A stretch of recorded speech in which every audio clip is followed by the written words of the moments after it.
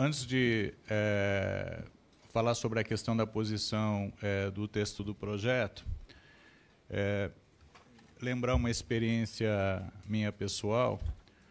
Lá no ano de 1992, não sei se o senhor já tinha nascido ainda. Não tinha nascido ainda o presidente. Pois é.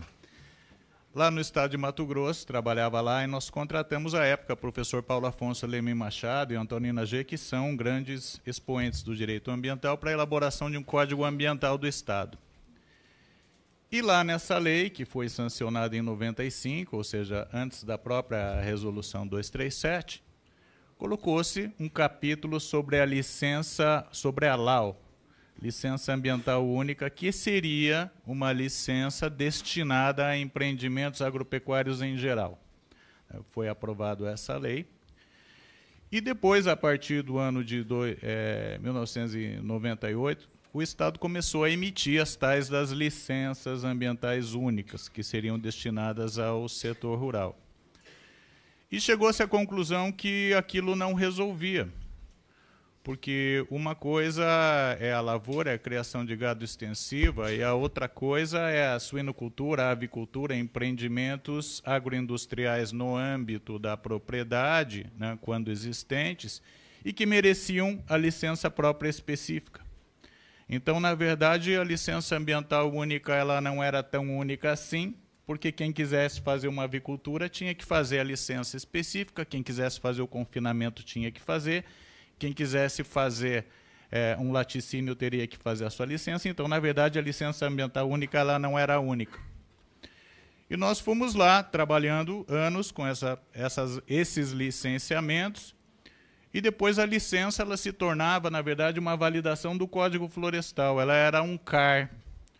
Até está aqui o André Lima aqui na plateia, ele escreveu, foi até em 2003, esteve lá, ficou um tempo com a gente, escreveu, né, uma obra, né, através do Ministério sobre o SLAPR, né, que era o Sistema do Licenciamento Ambiental da Propriedade Rural. E o que era verificado? Era verificado se a lavoura ou a criação ela estava dentro ou fora da APP, se ela respeitava a reserva legal, se ela respeitava a área de uso restrito, e o proprietário ele estava liberado para atividades agropecuárias e florestais no restante da propriedade. E nós chegamos à conclusão que, na verdade, aquilo não era uma licença. Porque se eu digo que o proprietário pode fazer uma série de coisas na área de uso alternativo, não digo quais são essas coisas e quais são as condicionantes, porque o que separa o licenciamento são as condicionantes.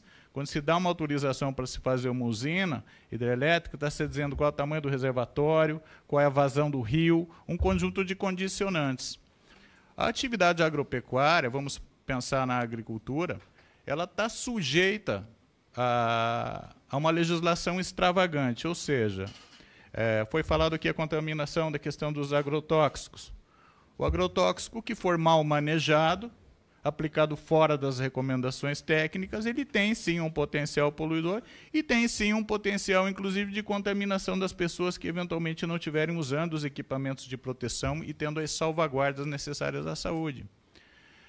A adubação incorreta, ou seja, o mau manejo da área, a falta de eficiência daqueles produtores que não respeitam a técnica, existe sim um potencial de causar um eventual dano.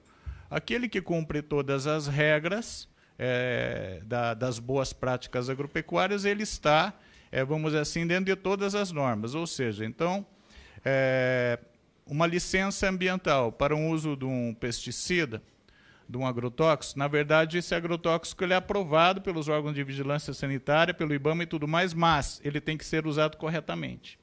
Então, não se pode desrespeitar essa legislação.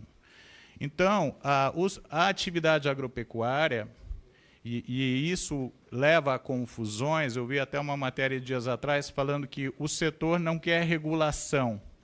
Na verdade, a nossa posição não é que não somos contra a regulação, porque a regulação é necessária. E ela ocorre através da Política Nacional de Recursos Hídricos, questão do uso da água, a questão da poluição dos mananciais, a questão dos resíduos sólidos, a questão da poluição do ar. O produtor ele está vinculado, tendo ou não licença, a toda a legislação ambiental que existe. E não existe um Estado hoje que licencie a agricultura do ponto de vista específico de atividade. E por quê?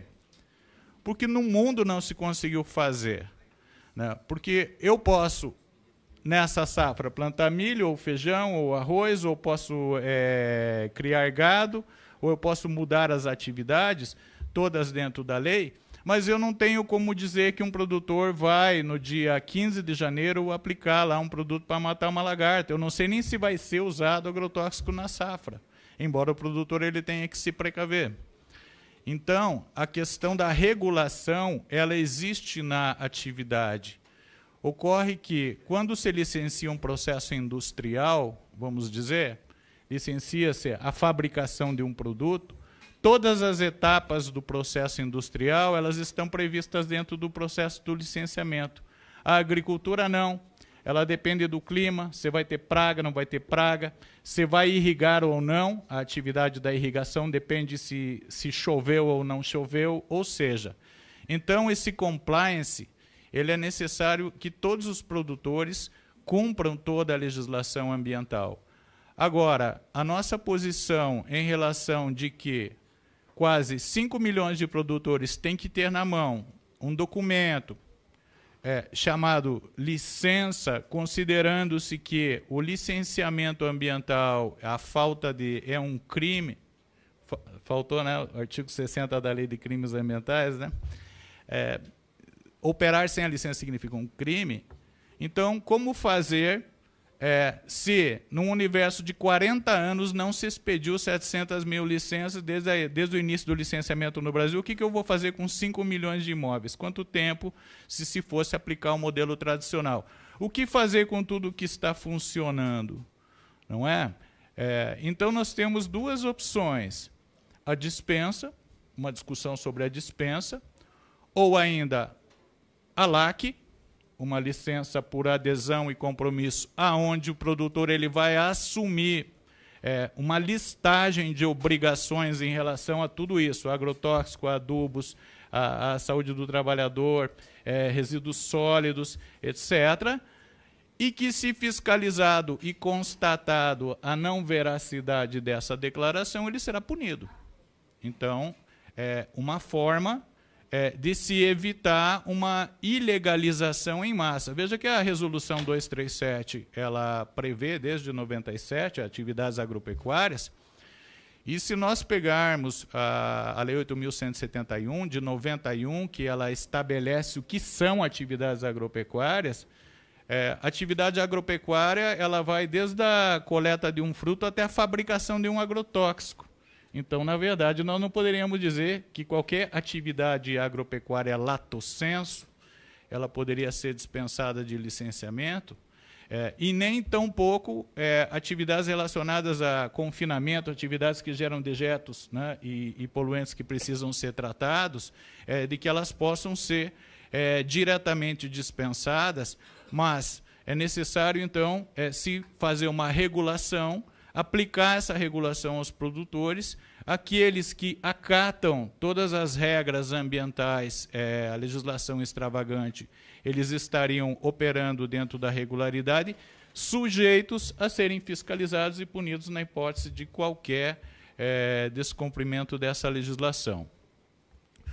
Então, vejam que nenhum país, eu repito, nenhum país do mundo licencia atividade agrícola, embora todos tenham regulação em relação a dejetos. Podemos ir lá no site do EPA, da Agência de Proteção Ambiental dos Estados Unidos, e está lá tudo.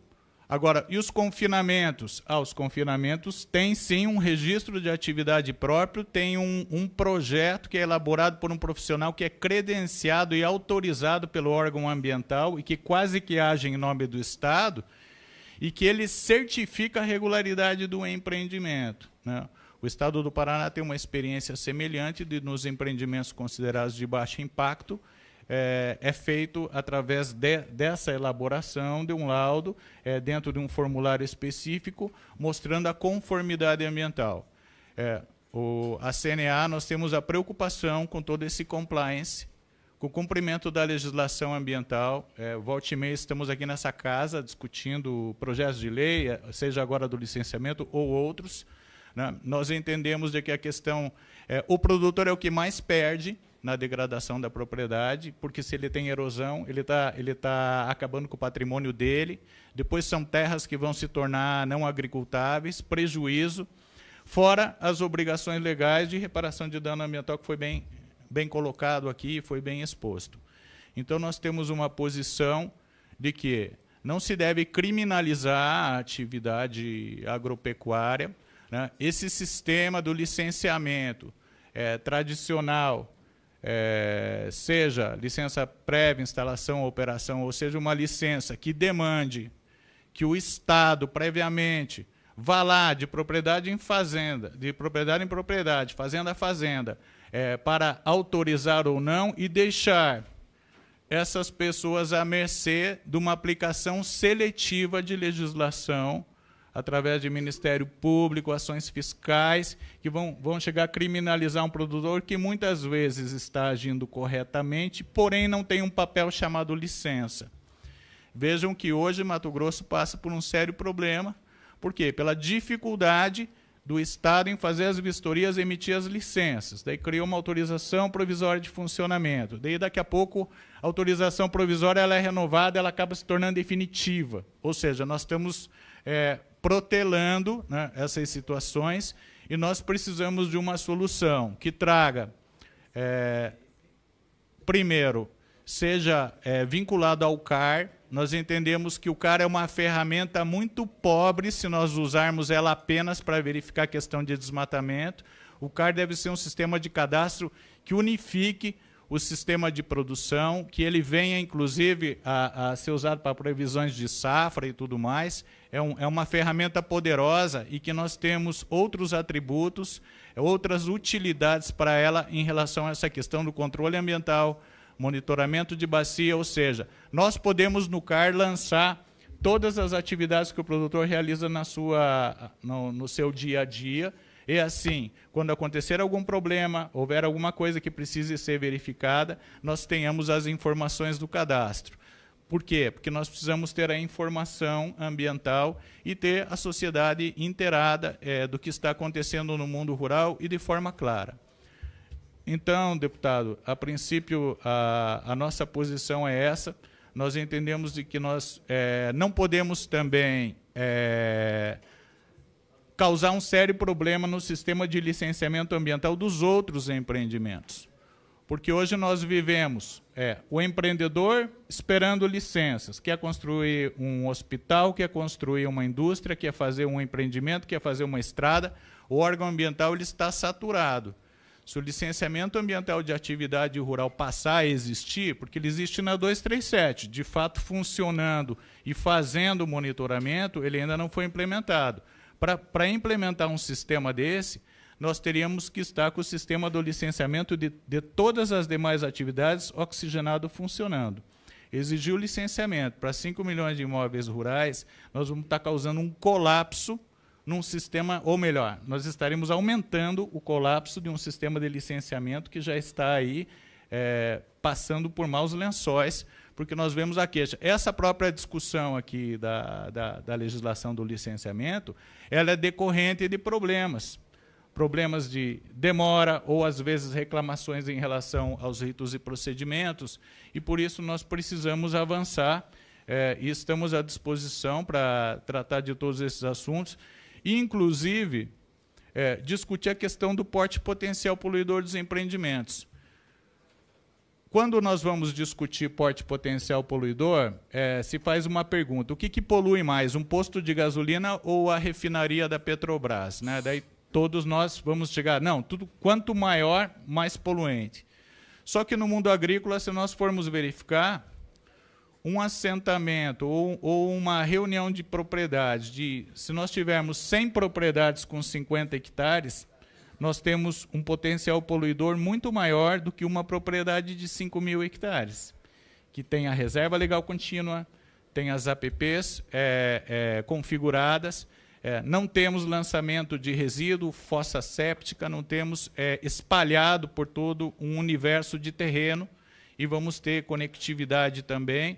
Então, nós entendemos de que é necessário também se verificar a questão do porte potencial poluidor. Então, são essas aqui as minhas observações e obrigado aí pelo convite.